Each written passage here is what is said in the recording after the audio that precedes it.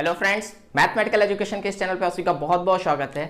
इस वीडियो में हम लोग रियल एनालिसिस से एक टॉपिक लेकर आए हैं जिसका नाम है limit superior and inferior of a sequence. एक अच्छा टॉपिक है। अच्छा टॉपिक इसलिए क्योंकि एक समझने में भी ये इंटरेस्टिंग है और दूसरी चीज इस क्वेश्चन से एग्जाम्स जो होते हैं हम लोग के नेट का एग्जाम है, फिर डिफरेंट सेंट्रल यूनिवर्सिटीज के जो एंट्रेंस एग्जाम होते हैं वहां पर यहाँ से क्वेश्चंस आते हैं और क्वेश्चंस चूंकि यहाँ से मल्टीपल टाइप के भी क्वेश्चन बनते हैं, मल्टीपल सेलेक्टिव टाइप के क्वेश्चंस भी बनते हैं जिनका वेटेज अच्छा होता है। सो बेसिकली इस टॉपिक को स्टार्ट करते हैं, बट वहां तो क्वेश्चंस आते हैं जिन क्वेश्चंस को करने के लिए कॉन्सेप्ट होता है। बट इस वीडियो में हम लोग बेसिकली सिर्फ और सिर्फ डेफिनेशन डिस्कस करेंगे कि what is the limit superior, means जो आपके पास बुक है उसमें जो डेफिनेशन लिखी है उसको एक्सप्लेन करेंगे। बेसिकली हम लोग का ये काम होगा इस वीडियो पे। नेक्स्ट वीडियो में हम लोग कॉन्सेप्ट स्टडी करेंगे कि how to we can find out the limit superior और इंफीरियर ऑफ एनी सीक्वेंस। यहां पर जितना काम होगा सिर्फ डेफिनेशन से होगा, कोई कॉन्सेप्ट की बात नहीं होगी। डेफिनेशन आपको थोड़ा कॉम्प्लेक्स लग सकती है फॉर फाइंडिंग, बट जब कॉन्सेप्ट की बात होगी तो बहुत इजी लगेगा आपको लिमिट सुपीरियर और इंफीरियर निकालना। और आपका at least exam point of view से मेन ऑब्जेक्टिव वही होगा, कॉन्सेप्ट समझना, बट डेफिनेशन भी समझना जरूरी है फॉर यूनिवर्सिटीज एग्जाम और या फिर एक्सप्लेन करने के लिए किसी को भी। तो स्टार्ट करते हैं अपना टॉपिक जिसका नाम है लिमिट सुपीरियर एंड इंफीरियर। दोनों टॉपिक बिल्कुल सिमिलर है, मतलब सिमेट्रिक कह सकते हैं। मतलब वैसा वाला सिमेट्रिक नहीं कि आप बिल्कुल ऑर्थोडॉक्स डेफिनेशन लो, मतलब एक दूसरे की मिरर इमेज है, तो अगर आप एक समझ गए तो दूसरा ऑटोमेटिक खुद डिफाइन कर लोगे, बट हम लोग दोनों करेंगे थोड़ा थोड़ा। चलिए स्टार्ट करते हैं, जो कि हमारा दोनों टॉपिक्स हैं। तो सबसे पहले इनके नोटेशंस देख लेते हैं। पहला लिमिट सुपीरियर का जो नोटेशन होता है आपकी बुक्स में ऐसे लिखा होगा, limit superior of x n, या फिर ऐसे भी लिखा होता है, ऐसे ही ज्यादा लिखा होता है limit x n with upper bar. और लिमिट इंफीरियर का या इंफीरियर का जो नोटेशन होता है वो limit i n f of x n, और या फिर limit with lower bar of x N.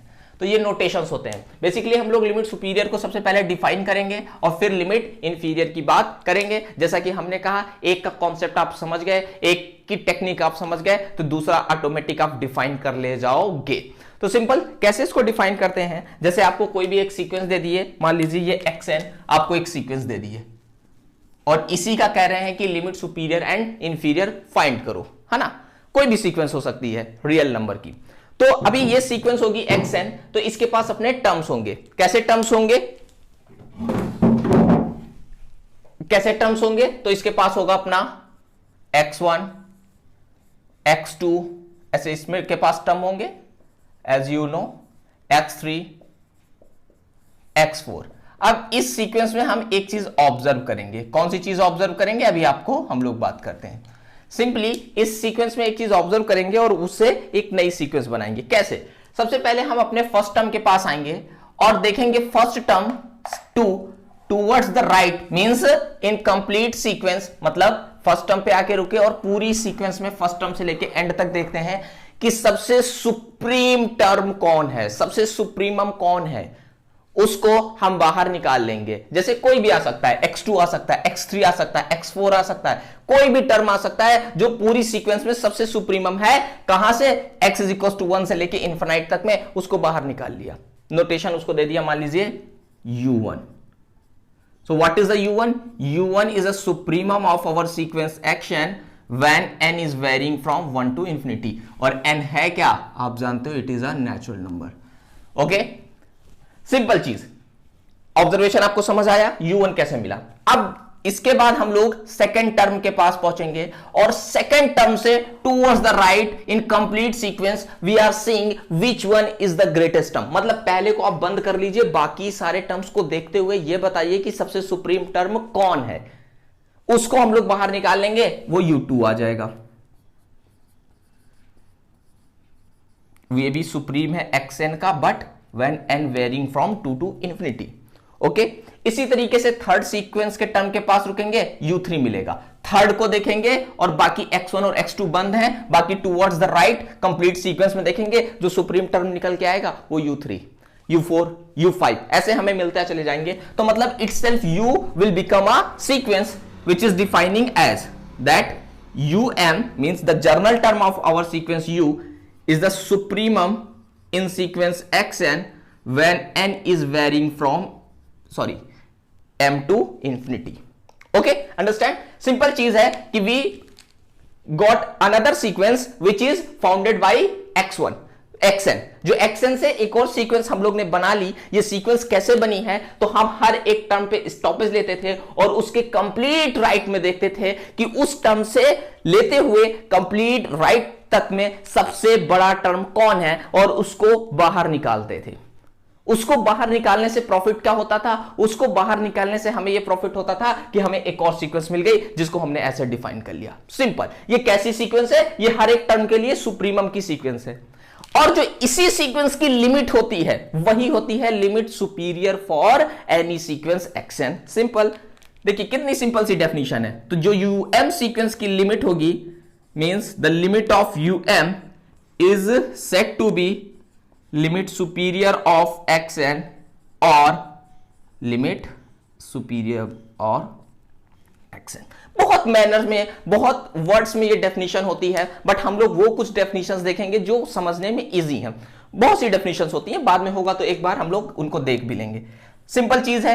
क्या ऑब्जेक्टिव है लिमिट सुप्रीमम निकालने को. उन्होंने आपको कोई भी सीक्वेंस दे दी, जैसे मान लीजिए उन्होंने आपसे कहा ये वाली सीक्वेंस है भैया आपके पास, ये वाली सीक्वेंस.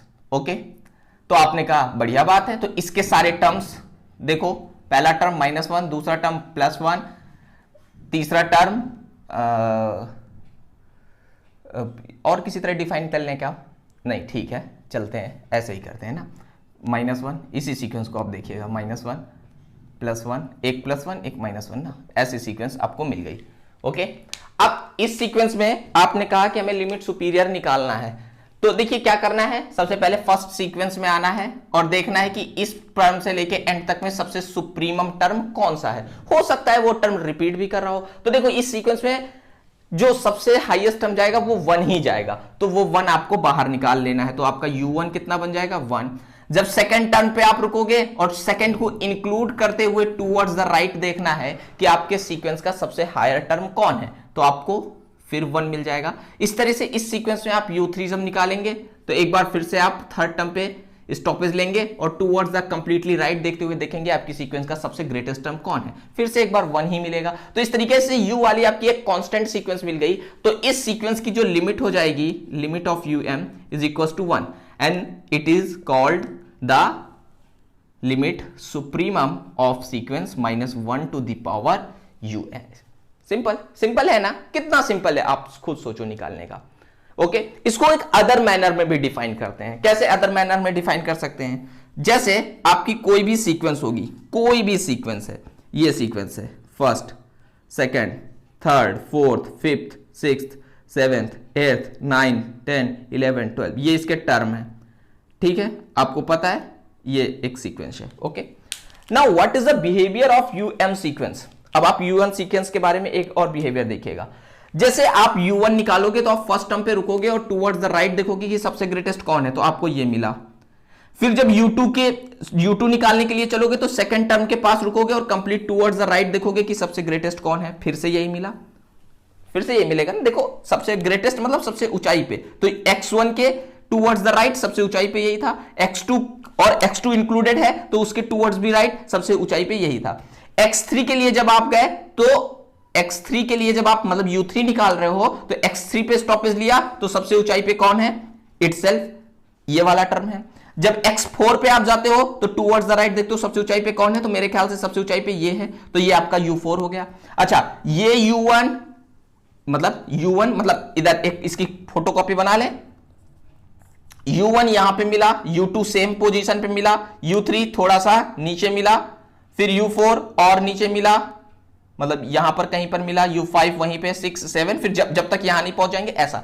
तो देखिए जो u वाली सीक्वेंस है इसका बिहेवियर कैसा है. ये सीक्वेंस या तो मतलब इक्वल टर्म देती है अपने प्रीसीडिंग टर्म से और या तो अपने प्रीसीडिंग टर्म से डिक्रीज कर जाती है. तो मतलब ये जो u वाली सीक्वेंस है इसका बिहेवियर कैसा होता है, it is a non increasing sequence. It is a non increasing monotone sequence. तो यू वाली सीक्वेंस जो होगी हमेशा होगी वो नॉन इंक्रीजिंग होगी। उसको आप सिंपल थ्योरी से भी पता कर सकते थे कि U1 आपकी सीक्वेंस का सबसे सुप्रीम टर्म है। अब इससे बड़ा आपकी सीक्वेंस में कोई टर्म नहीं है और U2 उसी सीक्वेंस से आना है, तो जब सुप्रीम टर्म U1 निकल चुका है तो अगला टर्म या तो उसके इक्वल हो सकता है सुप्रीम के मैटर में और या तो उससे छोटा रह जाएगा। Okay, so it is a non increasing sequence. अच्छा, नॉन इंक्रीजिंग सीक्वेंस में क्या होता है कि उनका जो फ्लो होता है या तो कांस्टेंट वे में होता है और या तो डिक्रीज करता है। तो जो सीक्वेंस डिक्रीज कर रही है उसके बारे में आप खुद सोचो कि वो का लिमिट क्या होगा। लिमिट मतलब वो कहां तक जाती है, और डिक्रीज कर रही है तो वो वहीं तक जाएगी, उसकी जो सबसे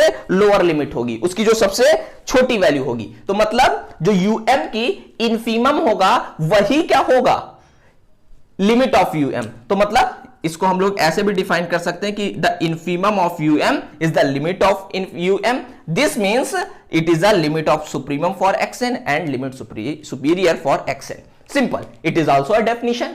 How do we can define the limit superior for any sequence? If xn is a sequence, then limit superior of xn is the limit of sequence um, where um is defined in this manner. मतलब um sequence हमें xn से मिल रही है, तो इस sequence का जो limit होगा वही हमारा limit superior for xn होगा. दूसरी चीज, how do we can define the infimum of sequence um is called the limit superior for sequence xn where um is defined in this manner. both are very simple definition. आप इसमें infimum की property भी लगा सकते थे। जो u वाली sequence मिल रही है इसका infimum कौन होगा, ये कांस्टेंट सीक्वेंस है 1 1 1 1 1, इसका infimum कौन 1, इसका सुप्रीमम कौन 1। तो बेसिकली क्या हुआ कि लिमिट um से भी आपको इसका लिमिट सुपीरियर कितना मिला था 1, और अगर आप infimum की प्रॉपर्टी भी लगाओगे तो भी लिमिट सुपीरियर कितना मिलेगा 1 मिलेगा। That is another definition for limit superior. So many other definitions, but हम उनकी बात नहीं करेंगे कि कहीं टॉपिक कंफ्यूजिंग ना हो जाए। मुझे लगा अभी जितने टॉपिक की बात हुई है अभी टॉपिक सिंपल बना हुआ है। अगर कोई डेफिनेशन में आपको प्रॉब्लम है तो आप कमेंट कर दीजिए या पर्सनल मैसेज कर दीजिए, हम उसको एक्सप्लेन कर देंगे। एक्सप्लेन इन्हीं टर्म्स से होना है, इन्हीं चीजों से आपको सोचना है, इसी सीक्वेंस को बना के आपको उस डेफिनेशन को इंप्लाई करना है, यही चीज करके आपको वो डेफिनेशन समझनी है।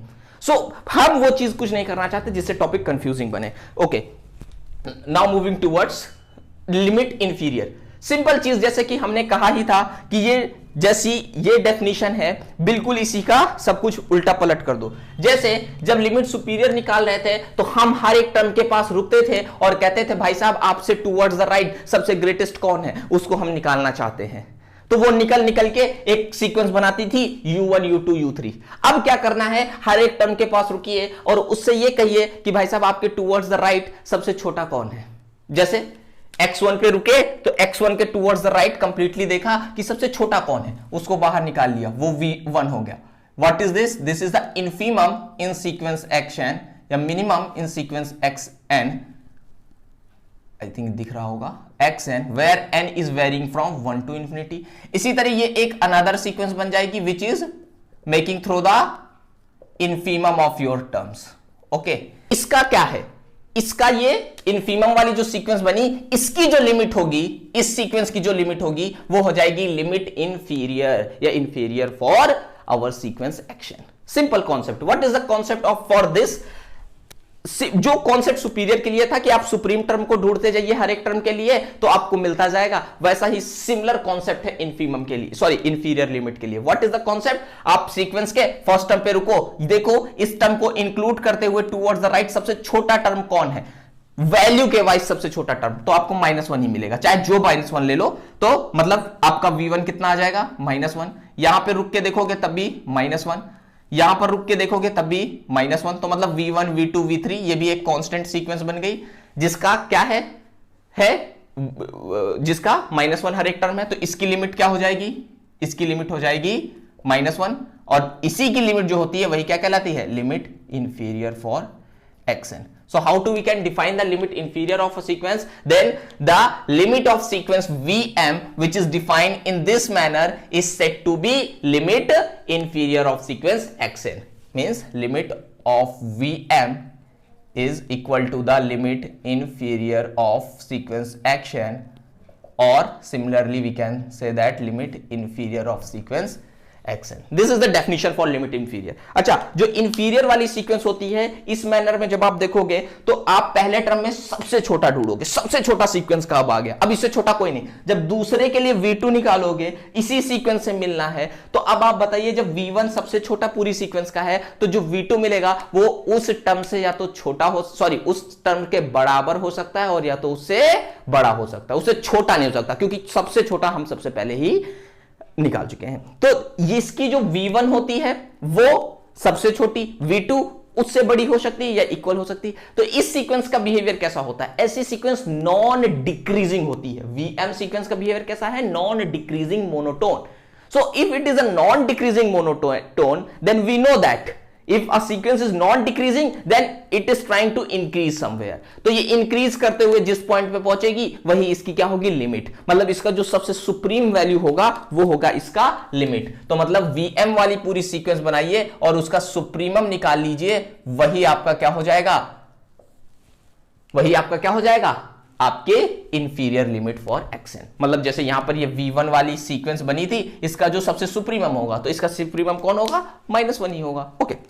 अच्छा, बहुत जगहों पे जो ये Vm हम लोग सीक्वेंस बना रहे हैं या Um है, जब ये वाली डेफिनेशन देते हैं तो बहुत जगहों पे इसको सेट भी कह देते हैं. तो सिंपल आप समझ ही जाओगे कि सीक्वेंस भी टर्म्स का जो कलेक्शन होता है वहां पर एलिमेंट्स कलेक्शन होता है. सेट जो है वो थोड़ा ज्यादा जर्नल वर्ड हो जाता है, मतलब वो ज्यादा चीजों को कवर करता है. सीक्वेंस एक डेफिनेट टाइप है ना, आप समझ गए होंगे आई थिंक.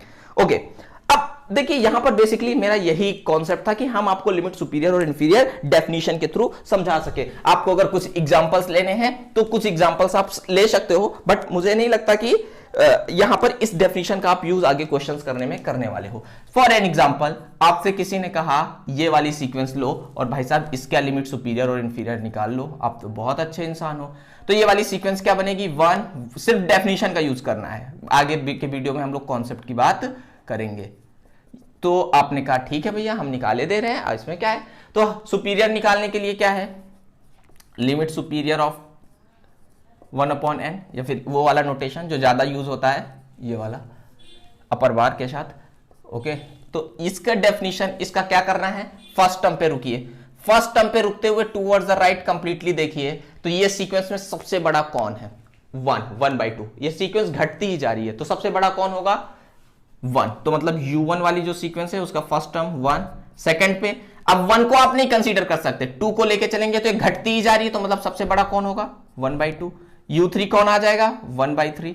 u4 कौन आ जाएगा, 1/4. क्योंकि आप कहीं पर भी रुकोगे तो सबसे बड़ा टर्म कौन होगा. अब इसके आगे ये घटती ही जा रही है तो सबसे बड़ा यही.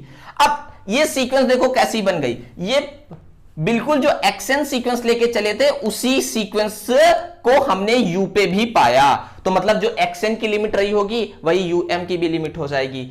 या फिर इसको आप ऐसे भी कह सकते हो कि ये हमें जो मिल रही है ये एक ऐसी सीक्वेंस मिल रही है जिसके टर्म्स ये हैं 1/5. अब देखो दोनों तरीके से निकालना है हमें लिमिट सुपीरियर. डेफिनेशन क्या थी कि u वाली जो सीक्वेंस का लिमिट होगा वो कहलाएगा लिमिट सुपीरियर फॉर xn. तो u वाली सीक्वेंस का लिमिट कौन होगा. अब u वाली सीक्वेंस मतलब यही 1/n बन रही है. 1/n का लिमिट कौन होता है, 0. तो मतलब u वाली लिमिट का भी सीक्वेंस का लिमिट कौन होगा, 0. तो मतलब limit of um is equals to 0. This is the limit superior for 1/n. Infimum वाली डेफिनेशन क्या थी कि जो आपका ये सेट मिल रहा है या सीक्वेंस हम लोग ने कहा था, लेकिन हमने कहा चूंकि सेट ज्यादा जर्नल वर्ड लगता है तो आप कैसे भी कह सकते हो, बोथ आर नॉट रॉन्ग. तो अगर इस वाले में आप इनफीमम ढूंढो तो ये एक डिक्रीज करता हुआ सीक्वेंस है या एक सेट है जिसमें टर्म है 1, 1/2, 1/3 इसी मैनर में मिलेंगे. तो सीक्वेंस ही ज्यादा सही वर्ड लग रहा है हमें भी. तो ये इस मैनर में आपको टर्म्स मिलेंगे. तो ये का सबसे छोटा टर्म कौन होगा, ये डिक्रीज करती जा रही है तो सबसे लास्ट में जो मिलेगा, तो इसके सबसे लास्ट में कौन मिलेगा. आपको पता है कि n जब बहुत ज्यादा एक्सपैंड हो जाएगा तो ये 0 की ओर अप्रोच कर जाएगी. तो मतलब इसका इनफीमम कौन होगा, infimum of um is also 0. So in both manner you can find the limit superior. In same manner how do you can find the limit inferior for this sequence. So if you are trying to find limit inferior तो आपको sequence कौन सी बनानी होगी, v वाली. v वाली sequence का क्या जादू होता है कि आप इस टर्म पे रुको भैया और इस टर्म पे देखो पूरे टूवर्ड्स द राइट, सबसे छोटा टर्म कौन होगा. ये सीक्वेंस की ऐसी हालात है कि ये तो घटती ही जा रही है. ये कहता है भाई साहब, कहता पड़ोसी से पूछता है आप सबसे छोटे हो, तो ये कहता है हाँ आपसे छोटे हैं पर ये भाई साहब तो हमसे और छोटे, ये कहता है कि ये तो हमसे और छोटे हैं, फिर ये कहता है कि ये तो हमसे और छोटे, फिर ये छोटे होते होते कितना कहां तक घट जाएगी, बिल्कुल अंत तक घट जाएगी। तो मतलब जो इसका एकदम लास्ट टर्म होगा वो सबसे छोटा, तो v1 0, v2 भी 0, v3 0, सब ये एक कांस्टेंट सीक्वेंस मिल गई। तो इसकी लिमिट क्या 0, इसका सुप्रीमम कौन, क्योंकि इनफीमम जब निकालना है इंफीरियर लिमिट तो सुप्रीमम ऑफ वीएम, तो सुप्रीमम भी 0। So it in this manner we can find the limit of inferior and superior. ये बेसिकली सिर्फ डेफिनेशन बताने के लिए था, एक तरीके से आपको इंट्रोड्यूस करने के लिए। तो उसके लिए अब नेक्स्ट वीडियो में हम लोग कॉन्सेप्ट की बात करेंगे, तो कुछ और चीजें जानेंगे लिमिट सुपीरियर एंड इंफीरियर के बारे में। Thanks for watching.